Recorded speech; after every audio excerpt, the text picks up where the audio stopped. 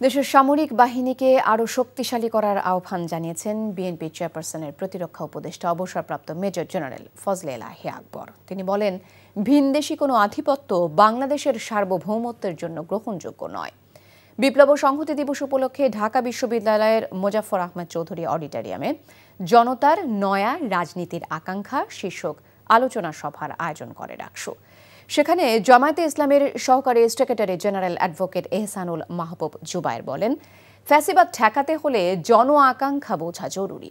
অন্যদিকে এবি পার্টির সাধারণ সম্পাদক ব্যারিস্টার ফুয়াদ বলেন, আওয়ামী লীগের জন্মই আজন্ম পাপ, দিল্লির গোলামি তাদের রাজনীতি। যে ইতিহাসের পরম্পরা বারবার প্রমাণ করেছে যে আওয়ামী লীগ রাজনৈতিক দলের ডেফিনেশনে পড়ে না।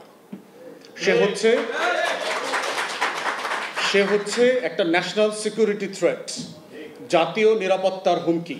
তো ওর জন্মটাই হচ্ছে আজন্ম পাপ, যে ওর জন্মটাই হচ্ছে একটা প্রতিবন্ধত্ব নিয়ে জন্মাইছে, যে ও শুধুমাত্র বাংলাদেশের স্বাধীনতা সার্বভৌমত্বের ক্ষতি করবে।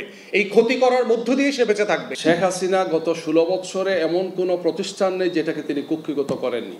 আমার কাছে শেখ হাসিনার চেয়ে শেখ মুজিব আরো ভয়াবহ ক্ষতির কারণ। তিনি বাংলাদেশকে ধ্বংস করেছেন, স্বাধীনতাকে ধ্বংস করেছেন, গণতন্ত্রকে ধ্বংস করেছেন, সংবিধানকে ধ্বংস করেছেন, সবগুলো রাজনৈতিক দলকে ধ্বংস করেছেন, তার দলকে তিনি ধ্বংস করেছেন।